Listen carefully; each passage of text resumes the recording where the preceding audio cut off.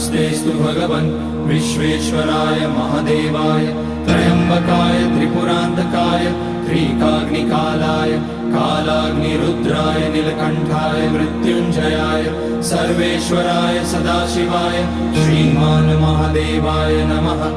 ॐ नमः शम्भवाय च मयोभवाय च नमः शङ्कराय च मयस्कराय च नमः शिवाय च शिवतराय च। ॐ त्र्यम्बकं यजामहे सुगन्धिं पुष्टिवर्धनम् उर्वारुकमिव बन्धनान् मृत्योर्मुक्ष्यमामृतात्। नागेन्द्रहाराय त्रिलोचनाय भस्माङ्गराय महेश्वराय नित्याय शुद्धाय दिगम्बराय तस्मै नकाराय नमः शिवाय।